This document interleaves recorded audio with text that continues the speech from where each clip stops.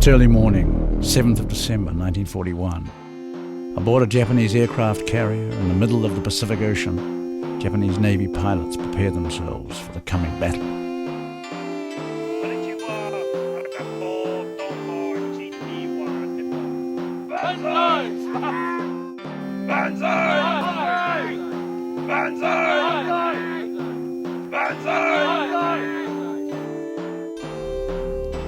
As they ready their aircraft for takeoff, they know that surprise is on their side and that the Americans at Pearl Harbor in Hawaii have no idea their peaceful Sunday morning is about to be shattered.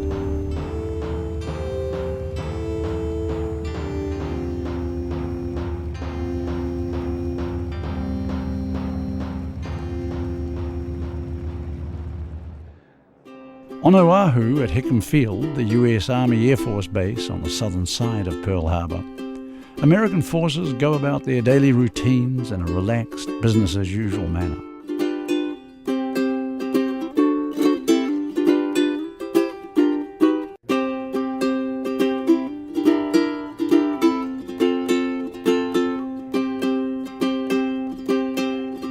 Shortly before 7:50 a.m. Hawaii time, a large wave of aircraft are seen approaching the field, and all hell is about to break loose on the unsuspecting Americans.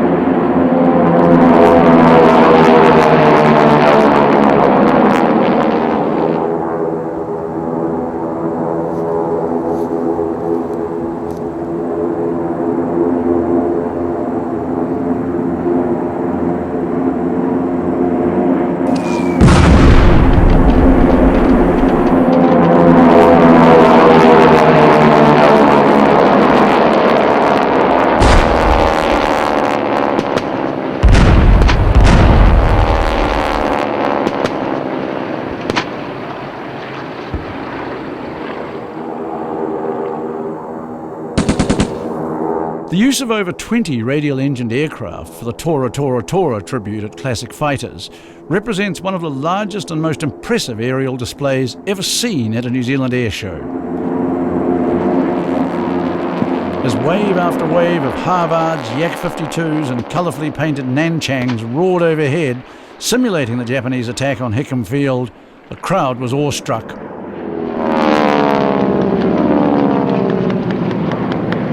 During the filming of the original movie in 1969, a large number of Harvards and BT-13 Valiant aircraft were heavily modified to accurately represent Japanese Zero fighters, Kate dive bombers, and the Vel torpedo bombers used in the actual raid.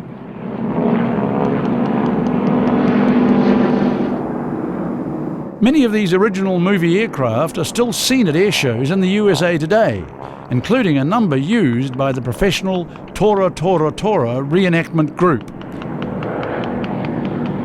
Operating since 1972, this group specializes in recreating the surprise attack for airshow audiences all over North America.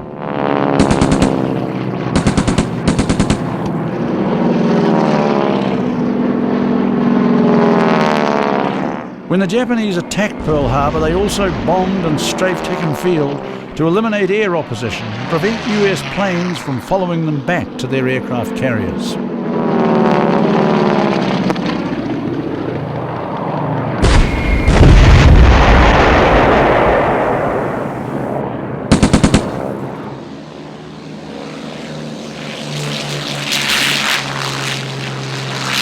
In our tribute, and in reality, quick thinking allowed two pilots in P-40 Warhawks to get airborne from one of the small satellite airfields, providing some, albeit ineffective, defence against the massed waves of Japanese aircraft.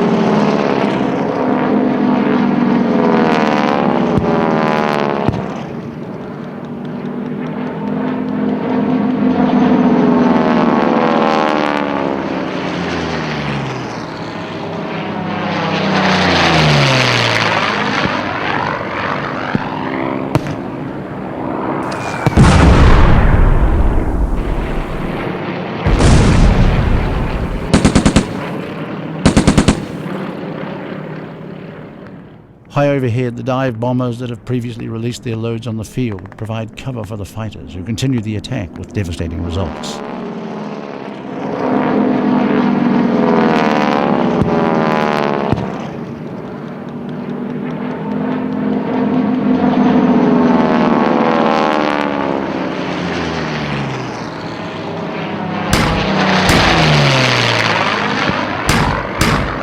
Caught unaware, the Americans on the ground can only retaliate with small arms fire and the occasional machine gun that a quick-thinking soldier has commandeered.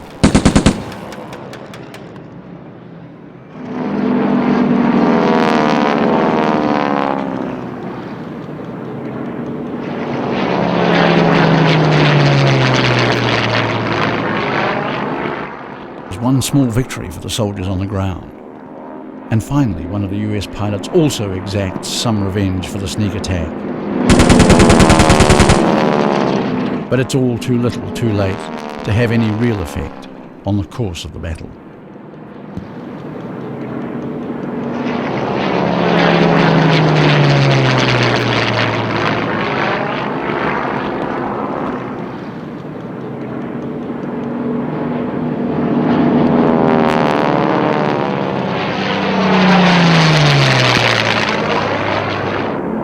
Of the 402 American aircraft in Hawaii at the time of the attack, 188 were destroyed on the ground and another 159 damaged. Of the 33 PBY Catalinas in the area, only 3 that were out on patrol at the time survived.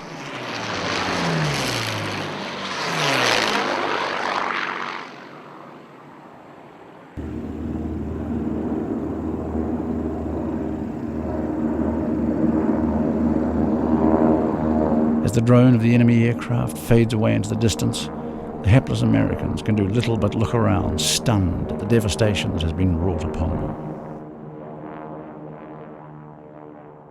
For the fire crews working to battle the blazes raging on the ground, it will be a long, hard day's work. Of the 414 Japanese aircraft used in the attack, only 29 were lost, although a further 74 were damaged by anti-aircraft fire from the ground. Far out at sea, the victorious Japanese pilots returned to their carriers, extremely pleased with the results of their morning's work. Little do they realize that while they've won the battle, the war will be far longer and far more ferocious than they can imagine.